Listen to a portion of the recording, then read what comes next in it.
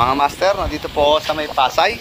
Nagpakabit po si kuya ng two-way alarm. Pinakonvert niya in RFI niya sa two-way alarm. Kasi nangyari, nahulog yun. Nahulog yung remote. Nag-ubit. Nahulog yung remote niya. Kaya lang problema nga, yun nga. Nagpa-convert si kuya sa two-way alarm. Para mabuksan po natin yung susian po natin, start natin dalawang pindot dito. Start na po siya, pwede lang po natin siyang buksan po. Pwede natin patayin sa unlock. Start natin ulit. Diba? Naging keyless na. Tapos, saan ba inagaw?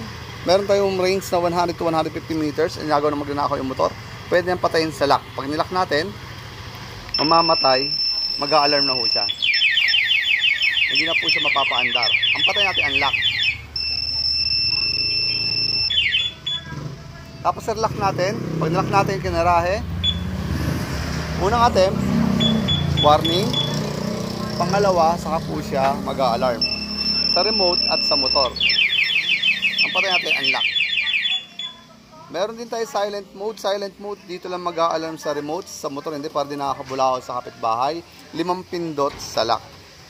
1, 2, 3, 4, 5. Tapos tutulog ng 3. Ibig sabihin silent mode. Basta ginalaw, dito lang po siya mag-a-alarm. Parang di nakakabulahaw. Patay natin. Halimbawa, ilalak po natin yung manubela. Start natin. Lock natin pag ito. Ilock natin sa manubela dito. Pag inilak natin, wala na. Hindi na bubukas. Kahit anong gawin. Para mapaandar, start. Kaya mapapaikot siya.